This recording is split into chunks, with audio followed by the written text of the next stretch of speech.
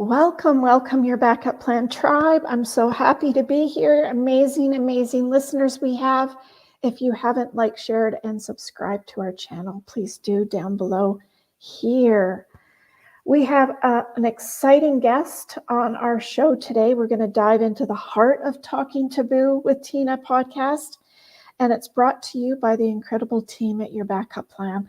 Let me introduce myself. My name is Tina. I'm just not your typical mom, but a real person on a mission to help families and individuals face life's curveballs head on. And of course, with Your Backup Plan, that is a purpose is crystal clear. We're here to empower you to create your own DIY project of planning. And I'd love to be a part of it. We have Facebook groups that have free webinars, and just find our group and we will let you know when our next free webinars are available for you, because you don't know what tomorrow's going to bring, and we don't know what life is going to throw us, what curveball it's going to give us in our lives, and we just can't count on anything. We do know, though, that something will happen and something we just don't know what, and we just don't know when. So have a plan in place, and we help and guide you through that process. So let's get the party started. I'm excited to have Bill Lee Emery here from Queensland, Australia. I'm so excited. I wish I was there. Courageous choices. Yes, he's had some very many courageous choices. Bill's roadmap to overcoming throat cancer adversity. And it's so very true. We talked backstage, and I'm excited to have him come on and tell his story. I don't know the full story, of course. I always leave that up to my guests, and that's why I get so excited to have each and every one of my special guests on our show to tell their story. And hopefully, I always say, if it helps one person, then I've done my job. So let's get the party started and bring on Bill. We're going to have a short commercial. In the blink of an eye, life can change dramatically. On our podcast, Talking Taboo with Tina, we delve into these life-altering events with celebrities, authors, and everyday people just like you. You'll also discover Your Backup Plan app, a life-organizing tool designed to prepare you for any unexpected circumstance. It's your safety net, taking the sting out of tragedy. Imagine a plan B that ensures your finances are safe, even in the worst-case scenario. But it doesn't end there. Join our vibrant Facebook group for free webinars on backup planning and secure your future today. I'm back, and so is Bill. Let's bring Bill on. Welcome, welcome, Bill, for coming on our show today. Thank you, Tina. It's lovely to be here. As you said, I'm from Australia. It's a really beautiful, warm morning here. And while we've had some pretty wild weather, lots of rain, more humid than normal, I'm so blessed to live where I live. And I also know that Vancouver is a gorgeous place to live as well. Absolutely. Well, Canada is normally across the whole all of Canada, and I'm so happy to have you. I wish I could go pet a kangaroo and a koala bear, but that would be my next stint, and I'll give you a call when I'm on my way there. Please do. Please do. Yeah, we do actually have kangaroos in our backyard hanging out. Now, I've got to say, this doesn't happen in every Australian backyard, but we live in an eco-village, so we have no dogs or cats, which allows the wildlife to be safe here rather than, dogs barking and chasing them. Yeah. And as I was saying before, I've seen koalas here in the village. I've seen a platypus, which is very rare for Australians to see, but we saw some in our creek, and we've had 3 sightings in the last month, which are just unheard of before. That's amazing. Yeah. And you've had a lot of wildfires in Australia too, and same as British Columbia. Yeah. It's craziness. Yeah, it is. I mean, the weather's just so weird. Yeah, it is. It is. Yeah. So where did all of this start for you, Bill? Of course, it happened. Yeah. Not because you wanted it to, but... No. It's not something I would have chosen, but heck, it happened. So I was at a men's gathering. So every year I attend 2 men's gatherings here in Queensland, Australia, and normally I'm presenting workshops in one thing or another. And this particular year I was doing 2 workshops, so I was fairly busy. And it goes on like Friday evening through till Monday.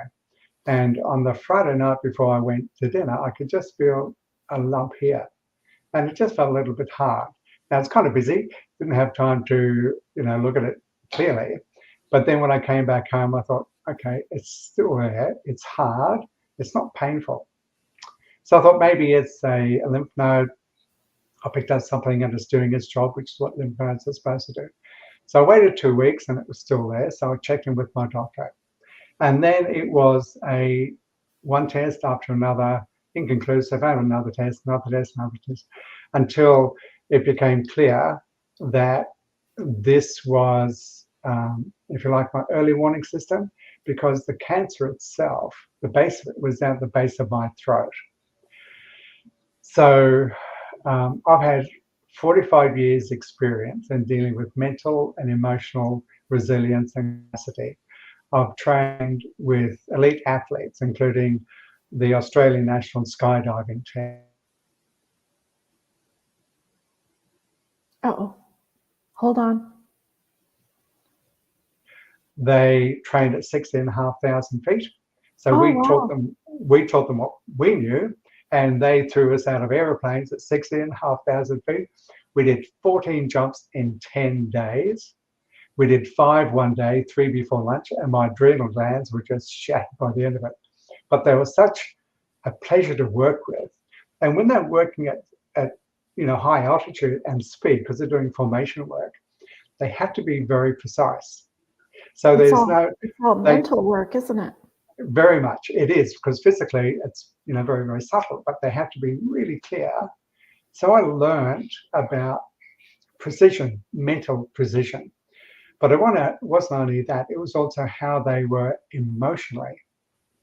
So the first jump that I had, it was really when I got to tell the story. So up at 16,500 feet, it's very cold up there and it's very loud. They open the doors and I'm strapped up to someone, because I'm not doing this by myself. I've got a Sky Master. So I go out and there's this little peg that you've got to stand on before you kind of fall. So I'm about to stand on this little peg and I said to myself, careful or you'll fall. And then I realized, well, I'm going to be jumping anyway. Yeah. So the first jump, my brain, my body has no idea what's going to happen. So when you land, they ask you what you remember, because big chunks just disappear. So the second jump, I know what's going to happen. And that was a scary jump, scarier than the first one, because I knew what was going to happen. So I learned a lot working with them. I've worked with golfers, I've worked with triathletes, world-class champions. So I've done a lot of work with mental discipline, but also emotionally dealing with the highs and lows of competition. I've worked with business leaders. I've worked with teenagers with learning difficulties. I've worked with weight management. I've taught people how to learn effectively. So over the last 45 years, I've done a lot of things that, in a sense, in a kind of weird way, prepared me for where I was. Mm-hmm. So when I first got much mental work in all of those. So I used to say I had a softball daughter, so the big thing was going up to the plate, because it's all mental. It doesn't matter what the pitcher throws at you. It doesn't matter what she looks like. It doesn't matter how good the team is. It has nothing to do with any of that. It's you at the plate. Yeah, and it's being in the present moment, because it doesn't matter what you've done before. It's what you're doing here and now, and so awareness is a big thing of what I do with my clients. If we're not aware of something, we can't change anything. But once we bring something into our awareness, we have some choice, we have some agency about what we do with that. Right. So, and I forgot to mention that Bill's a coach and an author. And we'll get back to the books later on, but so I've written 5 nonfiction books, and my partner said to me when I'm going through all this, So you're going to turn this into a book, Bill. Yeah. And I was at the time, but I'll come back to that. I decided not to. So I get my diagnosis. It's kind of been, we had some awareness of Back what and forth could with happen. the gland and everything. Yeah. So I've got some major decisions to make. And these are fundamental decisions. The decisions that I make within this framework will influence everything that happens from there. And this is, I guess, from this adversity, the things that I wanted to heal through it. I definitely want to heal through this, but I also wanted to thrive from it. So I didn't want to just be a cancer survivor.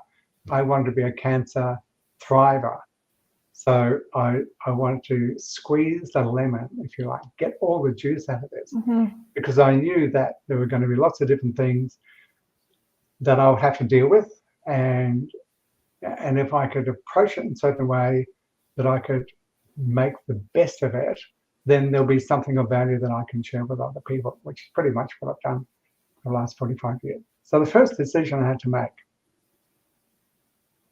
and a primary decision, is this event, my cancer diagnosis, going to be a curse or a blessing? Am I going to spiral up from this, or am I going to spiral down? Right. And when I was in one of the cancer clinics, and I was can't help but hear other people's conversations around you and read their body language. For a lot of people, they had taken this as a disaster, as a curse, and it was something that was going to. And now, of course, I don't know the condition of their cancer. I don't know what stage it's in, so I don't have any of that. But for some people, it's like this thing that's happened to them, they're going in a spiral downwards. And throughout my treatment, I would have medical staff, specialists, doctors, nurses, etc. say things like, "You're amazing, Bill, you're doing really well." Now, I don't know whether they're just being nice, are they being encouraging? So I asked one of the specialists, so, when you say I'm amazing, like, besides the fact that my ego probably likes that, what does that mean?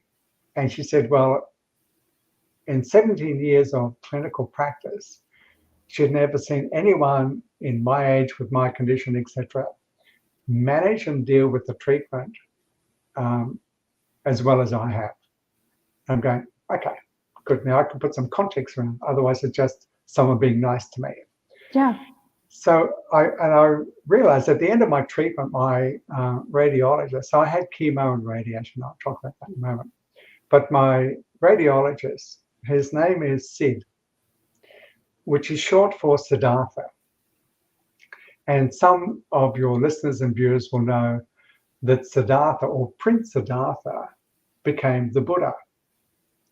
Now, most people would call him Sid. They didn't understand the Siddhartha and what that meant. So I'm going, wow, I've got Buddha. I've got Buddha on my side. So this is a good omen.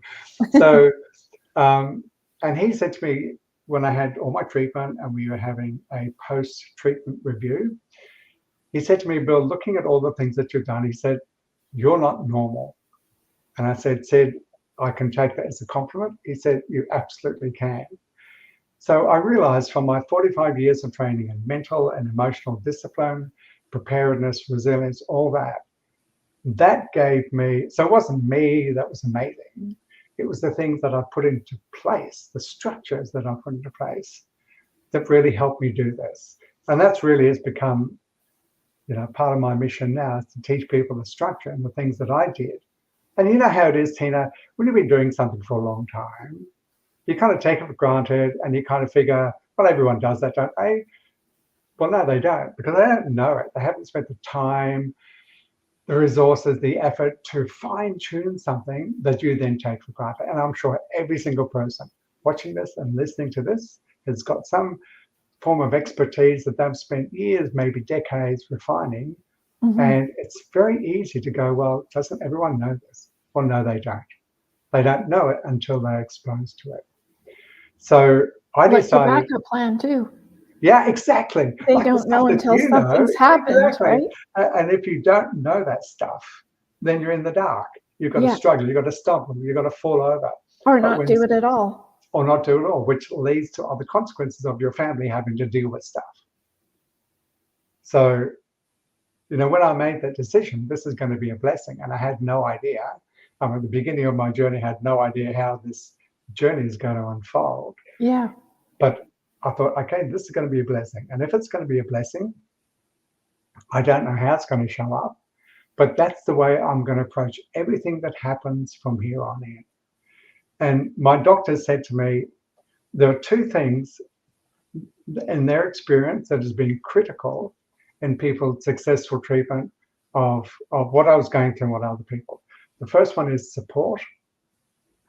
So this is your partner, your family, your community, the medical team, alternative team, whatever it is that you've got around you. So that's really key. And the second thing is mindset. And so my partner, Julie, I couldn't ask for anyone who's more skilled at doing that, because she actually helped her mother when she was going through bowel cancer. So she's got a lot of things in place and experience and lived experience of that. She also worked with an alternative medical doctor who was using hormonal treatments. And so she knows how to read blood tests. So we'd go, to my doctor or oncologist, and he'd look through the blood tests, and Julie would say, but what does this mean? What is that? What about this? This is low. This is high. And he's kind of looking at her going, oh, you're a doctor, you're a nurse. And it's just that she had that experience. So she knew what she was looking at way better than me. I just go, yeah, well, this is all me. I don't know. So the support I had, and I've had 45 years of training and experience in mental and emotional resilience. So from there, it was like, so what's the next thing? And what's the next thing? And what's the next thing? Where do you think it came from? Did anyone ever say that? Yeah, that's really interesting. And this is, so this is, if you know anything about chakras, this is the throat chakra. This is about self-expression. So I'm the youngest of three boys. Both my elder brothers are very good at talking and expressing themselves. So I'm the youngest, I'm the smallest. How am I going to get my voice heard in this family? And when I was young, when I was at primary school or elementary school, you would call it, and we're having singing lessons. So my favorite teacher, all the little kids are lined up in a row, and my favorite teacher is walking past and we're all singing, and she's listening to all the kids sing, because there's a potential of going into the choir, which I want to go to. But I have no experience of singing. So I'm just singing, I'm probably a bit out of tune. But she comes to me and she says, perhaps you better just hum. Oh. So my favorite teacher is basically saying, don't sing. Don't sing. Now, years later, I joined a men's a cappella group. And I was part of the singing wounded, because I'm not the only person that's been told sing far, far away or shut up. So, and when I first started doing public speaking, it was the scariest thing I could think of doing. The scariest. So I had to overcome some things around my throat. But the other thing is, and this is what I'd really love your listeners and viewers to pay attention to. When I would get sick as a child, the first sign of sickness, I would get a sore throat. And that was my early warning signal that something's about to happen. So then I could take appropriate action or not. But if I didn't, it would get worse. So my story was, this is my weak link. So if I'm always telling other people and my body, this is my weak link, if I'm going to get a cancer, it's not going to be in my knee or in my big toe. It's going to be here, because this is the narrative that I have told myself for 70-something years. So as soon as I became aware of it, I'm going, right, I'm going to change that narrative completely. Now, I've done a lot of things. I've been on national TV. I've spoken in front of thousands of people. I've been on the radio. I've done a lot in terms of expressing myself. So this is like the residual of many different things. And here's one of the ways that my approach was different. Now, it's pretty much the same in North America and around the world. Human beings seem to be hell-bent on having a war with something. The war against poverty, the war against terrorism, the war against cancer, the war against this, the war against drugs, the war against COVID. that. Yeah. So there's always a war. Now, if you've got a war, you have two, at least, warring parties fighting each other for control. So my approach was, I'm not going to go to war with my body. I'm not going to give my cancer a nasty, derogatory name. That's not my approach. Other people may have that, that's fine. It's not my approach. So for me, I would much rather collaborate with my body, because myself, my genetics, my family background, my internal dialogue, all these things have put together to give me the gift of a cancer here that I can bring to the forefront and go, what are the emotional things here? What are the mental things? What are the physical things? What are the spiritual things? What are the genetic things? What are the dietary things? All these things, me and all of this, have colluded to bring this forward for me to do something with. Mm-hmm. So one of the things I'm really good at doing, and I've been doing this for a long, long time, is to talk to my body. And just my body just saying, take a drink, Bill, you're talking too much. Yeah. It's so very interesting to, where kids get cancer and things like that. Like, where the heck? I don't understand that. And I have no idea. I have no explanation for that. I have no understanding of why that happens. It's but not like you were smoking to get throat cancer. Yeah, well, I smoked in my 20s, but I stopped in my late 20s. So it's been a long, long time, like 50 years. So there are mental things, there are emotional things. There's a story that I was telling myself. So one of the other things I know is about boundaries. So I'm really good at strong mental boundaries. So I know how to say yes, and I know how to say no. I had to have very strong mental boundaries with myself. Because what happens when someone gets a diagnosis like this, and it could be any major illness, is, okay, let me just backtrack a little bit here. An early mentor of mine, when I was learning about transactional analysis, gestalt therapy, NLP, a whole bunch of really, really cool things. We were doing a workshop, and he said that life is meaningless. And we're all going, what do you mean life is meaningless? What do you mean? And he said this, he said, every single day, there is event after event after event after event. Right. Waking up is an event. Having breakfast is an event. Having a shower. Having a shower is an event. Whatever. All these things. Work. Yeah. So what he's saying is all those events in and of themselves are innocent or neutral. They mean nothing. Nothing. But as human beings, we are compelled to put meanings on every single thing that happens to us. We're walking down the street. We see a friend of ours on the other side of the street. We wave hello. They totally ignore us. In milliseconds, we've come up with, what's wrong with them? Don't they like me? Gosh, maybe it's not just them. I've noticed somebody else. Maybe it's true. Maybe some of my friends are just bullshitting me. Maybe they don't. Maybe no one likes me. And so we can take something small and innocuous and crank it up until it's like World War III going on in our brain. And it's all total hallucination. Yeah. So from any event, cancer diagnosis is innocent. It means nothing. It's totally neutral. But I can put a meaning on this, it's a curse, and I would spiral down. I could put a different meaning, it's a blessing, and I could spiral up. There are at least 360 degrees of meanings that I can place on this. Yes. And he said to me, and this has stayed with me for 45 years when I first heard this. And he said, every meaning that you make becomes your reality. And that's true. If I think it's a curse or a blessing, then that will become my reality. That's what I'll prepare for. That's how I'll behave. And I'll create the self-fulfilling prophecy.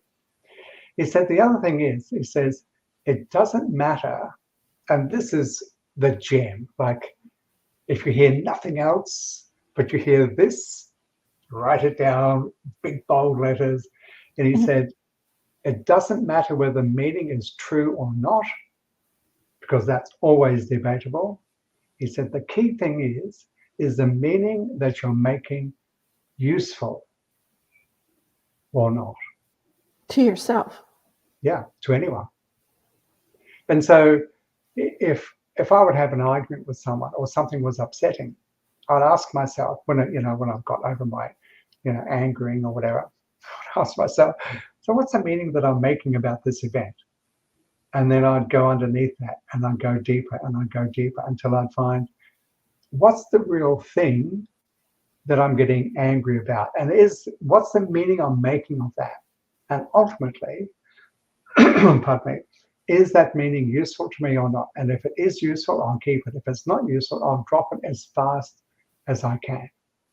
And I think it was the Buddha that said, pain is inevitable. If you're alive, you're going to experience pain, but suffering is an optional extra. And that's something that we add to ourselves. So, and looking at some of your previous podcasts and the adversity that people have gone through, but they haven't crumbled. They haven't fallen in a heap. Well, they may have done temporarily, but they've come back again. So adversity is one of the things that allows, and as tough as it may be, it allows human beings to go, what is the gift underneath all of this? Sure, there's the pain, physical, emotional, all that pain, but what's the stuff that's underneath? And for me, that's the juice of being alive. It is. And all the people that have done massively great things in the world didn't do it from a place of, I'm cruising, let me share what I'm doing. It's pain and adversity that's become personal, and someone's gone, I'm going to make something out of this for myself primarily, and for others if that happens to work out. And so for me, when anything happens in my life, so when I felt this, I'm really aware, what's the meaning I'm making of this? Mm-hmm. And is it useful or not? So throughout my journey and for the last 45 years, something happens and it's upsetting in some way. I ask myself, what's the meaning that I'm making? Is it useful? And if people hear nothing else, and that's the only thing that they hear, they've got so much value, I can't tell you. Absolutely, it is. If you can just think about that for any situation that comes up for you, right? Yeah. What about, has it been 2 years now then, Bill, for you? Okay, so August 22, that's when I first felt it. So my background, my leaning is more towards natural healing rather than mainstream medicine. Now, when you felt it, yeah, did it bother you when you ate, or did you feel it on the outside? So through treatment, so I had 7 weeks of intense radiation and chemo. Now, normally I'd go, if I have something wrong, I'd go and see my acupuncturist, my naturopath, my homeopath, my chiropractor, my physio, whatever. That's my main go-tos. Yeah. So for me to go down the road of chemical radiation is so far away from my lived experience up until now. Yeah. But as my naturopath said, and she actually works with my oncologist or liaises with him, and she said, hit it hard, do it once, get it over and done with, then use all the other things that I know to support my body through the treatment. So for me, it's using the best of both rather than going, oh yeah, that's all the pharmaceutical stuff, that's all the medical model, and pushing that away. I'm a consumer. I want to take the best of these bits, thank you very much, and I want to take the best of these bits and weave it into the structure that's going to help me move forward with it. So one of the things that happens with throat cancer, as you'll notice that, and I've mentioned this before, I'll be sipping lots of water. That's good for you anyways. It is, and I'm drinking a lot more water now than I used to. So what happens is, because of the treatment, the radiation and the chemo, swallowing becomes incredibly hard. In fact, it's like swallowing razor blades. Is it the muscle action? of it? Well, it's what Or happens is it's the radiation. It basically fries this part of my body. that inside part of Yeah. it? So it becomes raw. So Oh, swallowing was like a big deal. And I I also can lost my feel it hurt appetite. already. Yes. Ugh. Um, and I lose my appetite, so I don't want to eat. But I've got to Yeah. eat, because if I don't eat, well, I'm going to die. So what they do with throat cancer is they give you a feeding tube, which is basically a 20 centimeter long tube, which they and they put a hole in your stomach and put it in there, and it's attached, so it stays there the whole time. So if my throat becomes so bad that I can't swallow, at least they can put nutrients into my body. Right. Oh, So geez. so every meal was a victory. My partner Julie is a great cook, and she'd have wonderful food, and everything tastes like cardboard. Doesn't matter what it was, and it had to be really soft and mushy because I can't Mushy, chew in yeah. the same way. So it's like, Like applesauce kind of yeah, consistency. kind of stuff. So there were lots of different things that were really challenging. And what I had to do, like I talk about structure a lot in the people that I work with.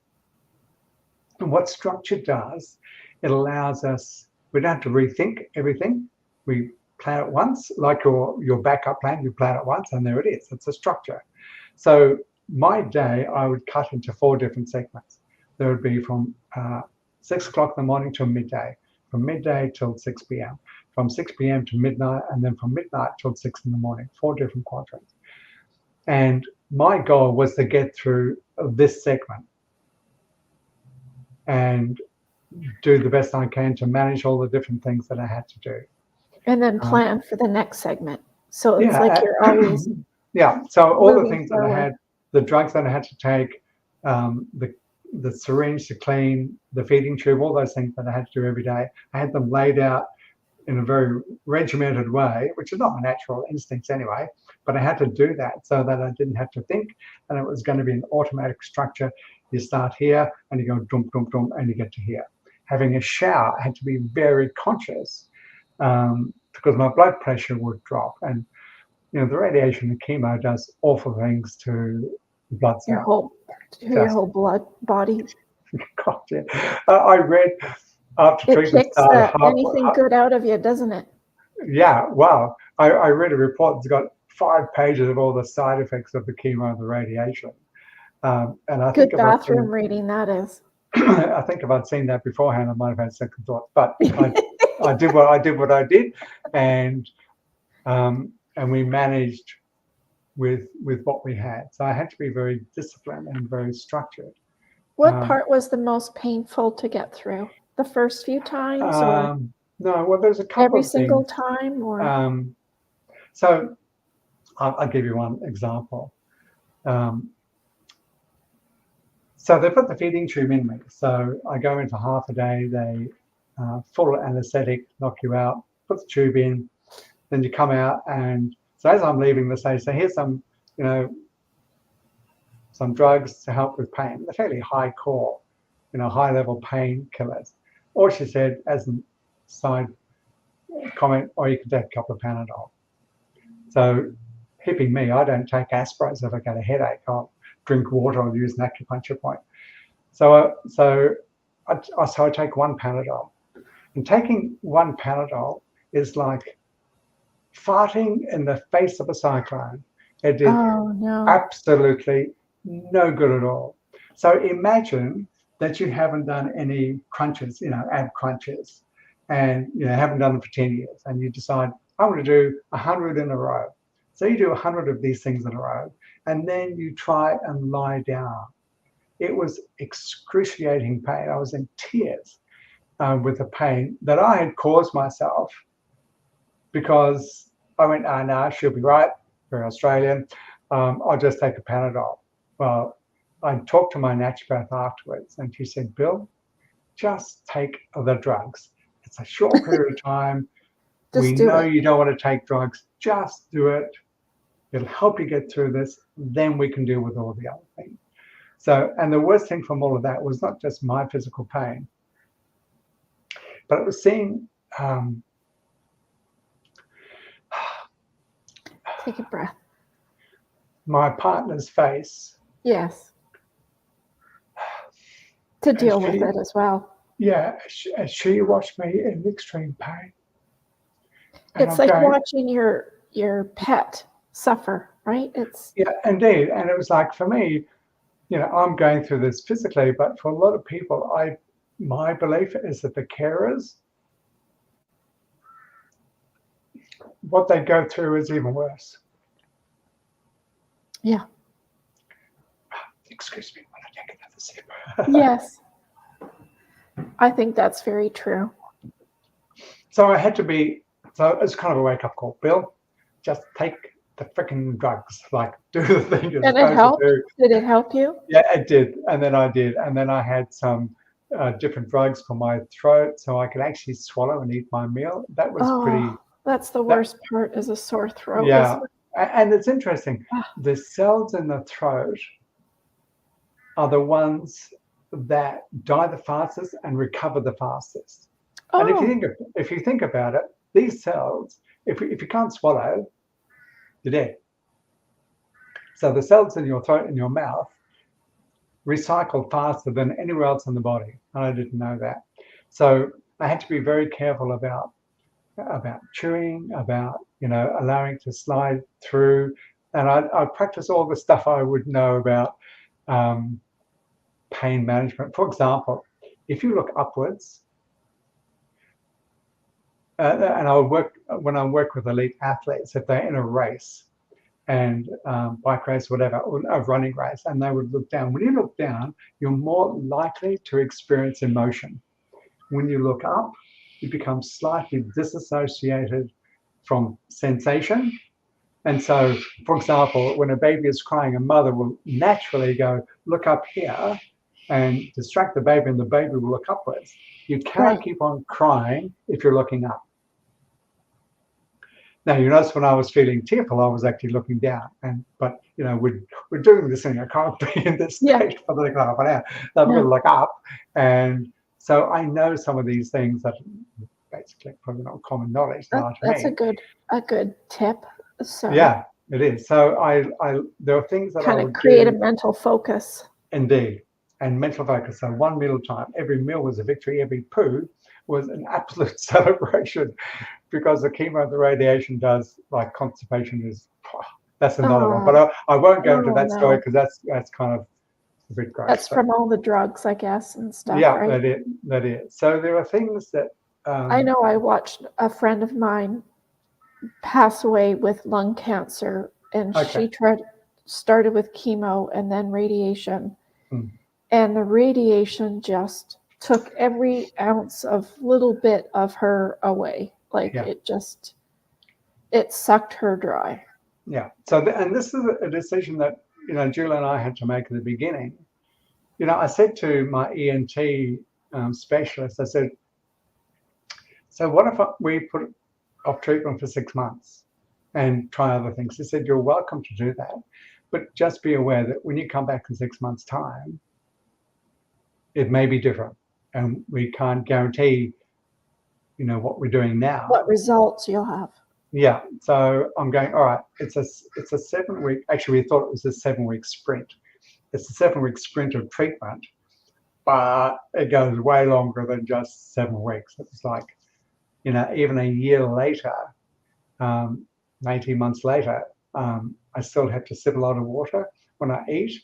I don't have enough saliva in my mouth to manage that. So there's still things that I have to do now, and maybe for another year, I don't know. Is that from the mouth not creating it? Yeah, because it's very targeted. But basically, there's a lot of damage that happens to the cells from radiation itself. Now, the upside is that I'm still alive. I have 2 friends, by the way, that died from throat cancer. So that was in my background too. So I'm going, Wasn't that unusual? I'm going to do something different than they did, and I'm going to go down this path. So there were lots of different things that I had to put into place. And the structure that I had was clear, thought out, conscious, deliberate, and dealing with my own narrative was one thing, but dealing with other people's narratives, that's a really interesting thing. I went to a chemist and I had to get some spray for a mouth moistener. So I went and asked for it, and the woman behind said, "Oh, so, what's it for?" I said, "Well, I've just been diagnosed with, throat cancer, and this is to help." She said, "Oh gosh, that's awful." And I said, "No, it's not awful." She had put the meaning of awful onto this, and I'm not going to take on board her meaning. I said, "It's not awful, it's treatable, and I'm going to manage this." And she realized what she'd said and said, "Oh, I'm so sorry." And so pretty much everyone I speak to has got a personal story or of somebody else in their family or friends that have had cancer. And I remember telling another friend of mine who was going, "Oh no, gosh, Bill." I'm going, "No, stop. It's manageable, it's treatable, and I'm going to deal with this." So, I have very clear boundaries about what I tell myself for a start about how this is going to run out. But I I also like had to that put though. I had to put boundaries for other people's stories, their narrative, because well-meaning as they might be, I don't want Yeah. to take their stuff and And put it add it into into my system. yours. Yeah. Yeah. And one day I was sitting outside on the table out in the deck, and I was obviously in one of my not so good days, and Julie came up to me and she said, "You can control your narrative." And it was just a really timely reminder. I may have been going, "Oh, for me," and doing a little bit of spiraling. She just reminded me that I have got agency, and everyone listening and watching to this has got agency, not as to what happens to them. We don't always have agency about that, but we do have influence and a responsibility of how we respond to it. And I know it's very easy to say that, not always easy to do at all, and I appreciate that. But the thing is, we still have that choice, and that's something that I would remind myself. And here's another interesting story. I It's the guess kind of even if it's like an hour later, it doesn't matter as long as you're going to start indeed, realizing it. and taking every moment. Your backup plan is like, well, if this happens, this is what can happen. And one of the things that those kind of conversations, because I've had those conversations, with my partner, with my daughter, family, and friends. So what happens if I cark it? If Yeah. this gets me? And that's a really important conversation to have, and to do some planning around that, so it's not a surprise to people. There's things that they don't have to go through the mental, emotional. Oh, what song does he want? That's right. What should do this, and planning all that beforehand. So And there's a even system in place. and even if you got really sick and you stopped talking, Yeah. what do your people around you need to know? Like, where are all those keys? Where, Yeah. What, you don't have any pets, but what do they eat, and who their vet is? All of those things. And there's so many And things that we kids, take and for granted yeah, that just we're going to live little forever. things. And we're not going to live forever. So doing all those things has been important. The other thing that helped me to do was to be much more present and grateful for every day. And I had an experience. So I realized it's here in my throat. So I had a PET scan to see if there was anywhere else in my body, because that would be a whole different scenario. Does it So I get had, highlighted in certain colors if they find yeah. it somewhere So else? that's what they do the PET scan for. So I had the PET scan on a Monday, and I was supposed to talk to my doctor on the Wednesday. Well, he got COVID, so that conversation was postponed until the Friday. So I had 5 days of not knowing. Oh, that's a killer. Well, no, it's not a killer. What happened was this. It was like I became a 5-year-old. I was in this altered state of consciousness. It was almost like an out of, a near-death experience without having the near-death thing. So, and I'll be walking, I'll talk to a friend, I'm wondering, is this the last time I'll talk with this person? And so I was very present, and I would tell people, what I appreciated about them, I would walk around here, the village, and I would be like a 5-year-old on drugs, back in my hippie days, going far out, man.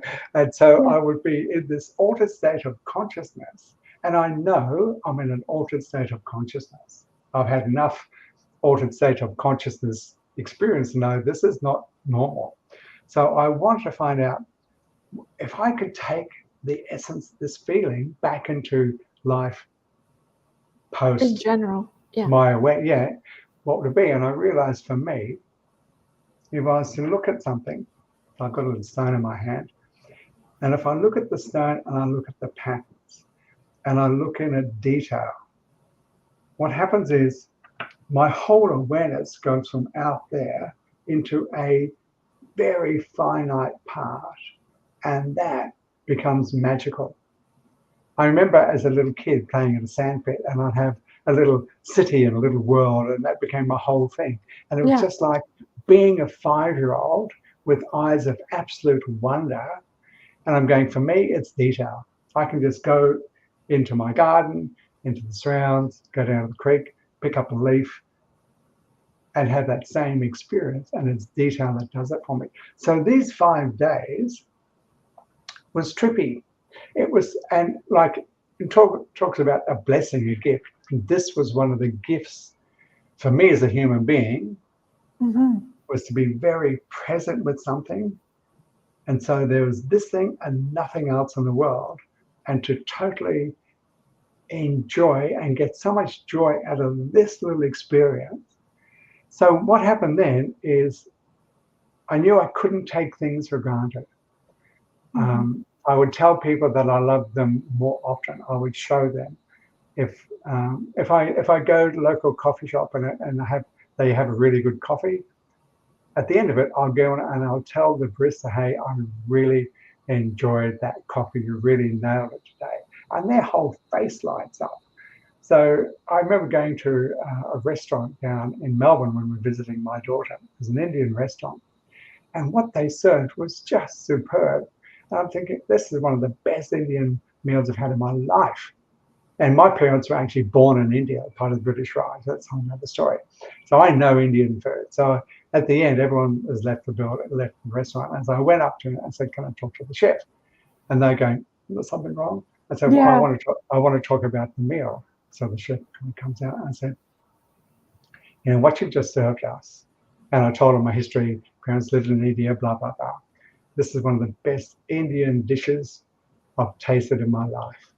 And he was like, and he took it all in. And we just look at each other with absolute gratitude for the meal and for the appreciation of that.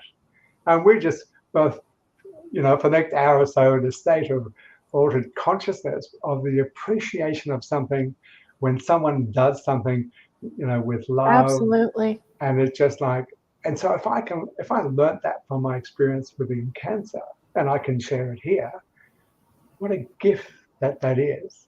So there were lots of gifts that came along the way. There was another one, I have to tell you the story. Actually, there's a couple of stories. I don't know how long we've got, a couple of days. So one was when this first happened, Julie and I sat down. So I say, so let's plan our approach to all of this. What do we want to have happen? And one of the things we came up with, another sip of water, was we wanted to meet human angels. In other words, kindness, because we knew there are going to be things happening to us we would need some extra help with. So talking to government agencies, talking to the hospital, talking to whatever it might be. All difficult things. All the things that we need someone to help us navigate through. Income tax. All of that, all the things that people normally, really businesslike and, inhumane or whatever. Yuckness. These people would just show up. Julie was on the phone to one of the government departments and telling about my circumstance. And this woman, probably in the 50s, whatever, starts talking about, do you know about the meditation where you surround yourself in pink or blue or whatever? And she was talking about a meditation that she does personally, which is so outside the realm of a government department. But it was so kind, so thoughtful. So we've taken this idea of dialing up human angel. So, even now, there's something that we've got to deal with, might be tricky. We go, well, we want some human angels to come visit us today. And human angels are everywhere on the planet. You just got to know that they're there, call them in, and they'll show up. And so they would. That's lovely. Thank So you for sharing all, that. all the connections that we could have, and Without you realizing it. Sometimes you're just realizing it. oblivious to it. Yeah, so it's like whatever we focus on, we get more of. If I think it's a curse, I get more bad things happening because that's what I'm looking for. That's what I help to create. And if I'm looking for blessings, I'll find more and more blessings, more and more blessings, and they keep on coming. And a friend of mine who had stage 4 prostate cancer, and he'd been going through this journey for Oh, 7 that's years. horrible too, isn't it? 7 years, and he said it was like chemical castration. So I saw him outside the clinic and was swapping notes, and he said to me, well, you might find this a bit hard to believe, but this is such a blessing. It's such a gift. I'm going, wow, far out, dude. Like, you can say that with all the things that you've gone through. Yeah. And I've got this little sprint that I'm dealing with, and I know you cannot compare cancers or any other serious illness. You just can't do that. Yeah, it's like grief. You can't compare grief. Indeed, yeah, and you can't timetable grief. So whatever we look for, that's what we'll find. If you want to find nasty, evil people in the world, there's millions of them. If you want to find kind-hearted, warm people, there's millions of those too. It's choose. Just sometimes hard to find. They're all there. But they're there. They're there. Maybe we don't. We don't always recognize them, but. Well, and everybody, don't forget, Bill's information is down below. Did you want to mention something about your book as well, Bill? Yeah. So I've written 5 books. The one I wrote a couple of years ago is called "How to Be Bulletproof from Criticism," and this that would be a good one. Oh, it's a great book, and I got to say, it's a great book, and it's full of wisdom. Not my wisdom; it's wisdom that I've gotten from people that have been more mentors. And sure, I've added my own stories, including the one about that one. I like that. Including the one about the teacher and singing. People are very good at criticizing others. Yeah, and people are really good at criticizing themselves. Well, that's usually those that give it, right? That are good at giving it to themselves. Usually, yeah, and which comes to another thing that I want to mention, and that is one of the things that I've learned over the years is that my body listens to me. It listens to what I say. It listens to my narrative about what's going to happen to me and how I am as a human being. And I remember once in a yoga class, it was Iyengar yoga, which is kind of a tough yoga. And one of the people said, oh, my shoulder, I hate my shoulder. And I'm recording in horror. If someone's saying, I hate my shoulder, the muscles, the energy, the consciousness in her shoulder is going, she hates us. I mean, what's the shoulder to do with that? Yeah. So kindness is something that helps other people, but it also is one of the key things that I learned to, especially through this period, was to be really kind to myself. Mm-hmm. Now, I know how to do this. I've had decades of experience in doing it, so it's not a new thing to me. But it's sure different under the circumstances, though. Yeah. So, and just coming back to the narrative, and in those 5 days when I didn't know whether it was anywhere else in my body has got a lot to deal with. Chemo and radiation. So here's my body dealing with all that. If I add a nasty, horrible, horrific story into my nervous system, I am hurting myself. So I had very clear boundaries around the narrative I would tell myself.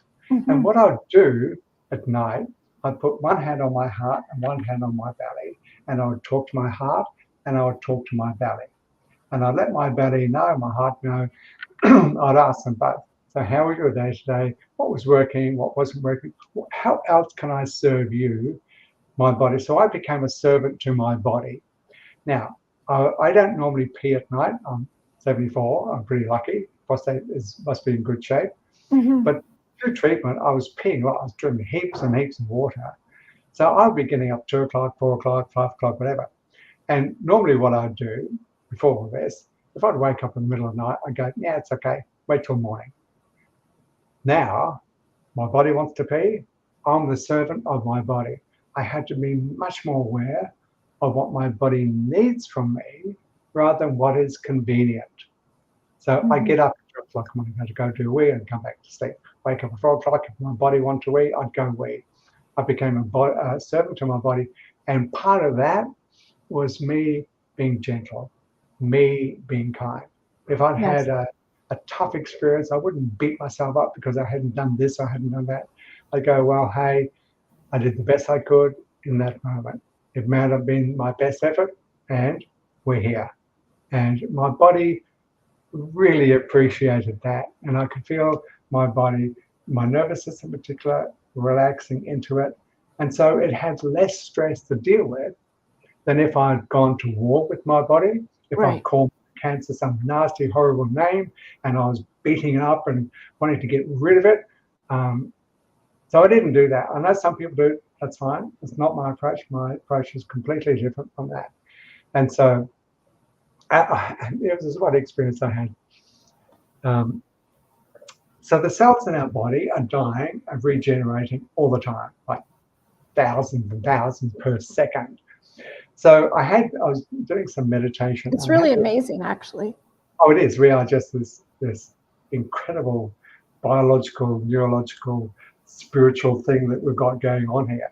You know, you can So lose your hair and it comes back, and indeed, it's well, just, mine hasn't yet, but that's because of other things, genetics. So anyway, so I'm sitting meditating. I had this vision of, like in an athletics, you've got a relay race and you've got a baton that you pass on to the next runner. So I had this image of a dying cell passing on the baton to an emerging cell. And the dying cell with the baton was saying to the new cell, hey, he really loves us.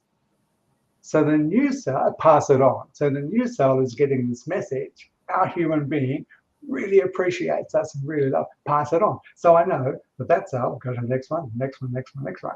And as I'm doing it, my whole body is just tingling in gratitude, in a state of bliss. And I'm just going, oh, wow, it this feels just good. feels so lovely and so warming. And I know that is helping my nervous system. That is helping my liver, my kidneys, my adrenal glands. It's helping my lungs. It's helping the cells of my throat. It's helping every single part of my body. And that became part of my structure, part of my discipline, part of the things that I'll do to give to my body because I have enough things to deal with the chemo and the Yeah, radiation. absolutely. Those two things are killers. My goodness. Like, Well, they just, haven't killed me and they won't kill me. I don't mean that in that way. I just mean it like They're tough. they're tough. It's a tough struggle. And Yeah. Yeah. it's tough So, to see it and it's tough to be in it. yeah. So coming back to the book thing, because I didn't finish that. So I was going to write a book, but the thing about a book is you can pick a book up, read it, and put it down, and not doing anything with it. Right. And the things that I learned from this experience are too valuable for people to read, pick up, and not do anything with. So what I've created is a membership, which is curated and drip-fed information. So what I mean by created is I've got 45 years of experience of stuff. If I was to tell someone all the stuff that I know, it would be totally overwhelming and not Yes. all relevant. So I'm just cherry picking the bits that are most relevant to this experience. That sounds And then great. and drip feeding it so that, for example, even the thing about is it a curse or a blessing and having some awareness of that. For some people, they might just go down the old path of for me, I'm Yeah. going to die, whatever it might be. So this might wake them up from that. So if it's a new concept, they need some time to think about it, to digest it, to find a way of bringing into their awareness and doing something with that. Or So come that's back why, to it when or come it's back to it. Yeah, relatable yeah. to Just the drop a little seed, situation. let it kind of sprout a little bit, come back. How can I use this, and put it into place until it becomes automatic. Mm-hmm. So I don't Oh, have to that think sounds about awesome. the events in my life and meanings I'm making. It's something Is happens. that going to be on your new website then? Yeah, it will. So Plan? all these things that I'm talking about will be taking part in obviously in more detail and over a And period of time. and where do they reach out for your books? Do they get them So off your website too? the book I'm not so sure about, but I'll find a link for that. But so my website is thrivingaftercancer.info. So that's where my membership site will be, and that's where all the resources will be. And it's a monthly subscription, so people can subscribe and go for as long as they want, and for as long as it's useful to them.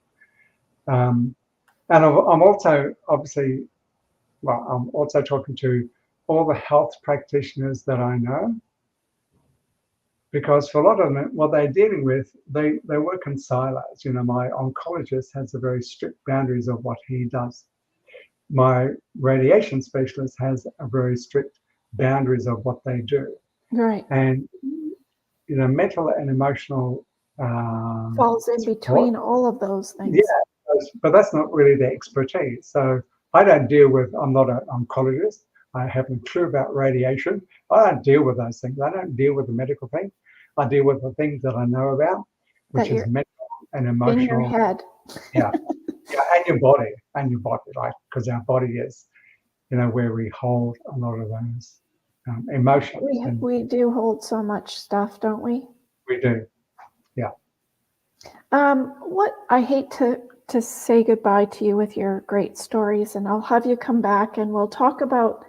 I think the next show we should talk about how to coach people through situations like you have Yeah. had. Yeah. There's strokes and diabetes and all sorts of things, but Yeah. it's all a mental game. Yeah. And it'd be wonderful to have you come on and give Yeah. some Sure. expertise. One of the modalities I work with is a blend of ancient wisdom going back 10,000 years and neuroscience. So, and it deals with the three major centers of intelligence that we have within our body. One is our head, one is in our heart, and the other one is in our belly. So these three intelligences work collaboratively together because that's the way that they're designed. And the program that I work with is like healing through, but thriving from it. Because I don't, for me, it's not just about healing through and being a survivor. I want me personally to thrive from this, but also help people how they thrive from post-treatment, what do they do? Yeah. So this model gives people an understanding of what the head brain is supposed to do, the role of their heart, especially to do with direction, and what their gut brain does, and this is to do with your immune system, your deep sense of self. So this modality is only it's 7 years old, but it goes into neuroscience. It goes into things that human beings have known for 5,000-10,000 years, and it's kind of a beautiful blend of how we put them all together. So that'd be a lovely conversation. It would be. What kind of final message would you like to give the Uh, listeners for today? so many, So many. so many. Let me pick one. And let me go right back to the beginning. And that is, when something happens to us, it's innocent, it's neutral. We can make any meaning out of it that we choose to make. So in my particular circumstance, I know I had the choice. Is this going to be, am I going to spiral up or am I going to spiral down? And I made it very conscious that this was going to be a blessing. It was not going to be a curse. And it has turned out to be a blessing, way more than I had thought right at the beginning. what this has done is allowed me to step into a new way of taking all the things that I've learned and sharing with, well, potentially, I mean, how many people get cancer around the world? And if I can help people, especially in early diagnosis, that means that they don't have to do so much suffering. So really the takeaway is like, how are you going to frame this up? What are you going to make of this? Are you going to spiral up deliberately, consciously? Or are you going to unconsciously spiral down?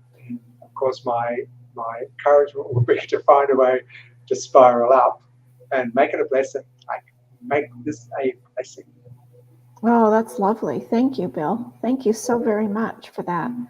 And so many tips for everybody. It's beautiful. Thank you.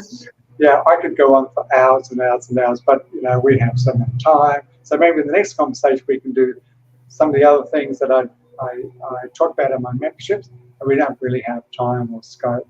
Absolutely, that'd be wonderful. Yeah. Absolutely. And so where will people find your books?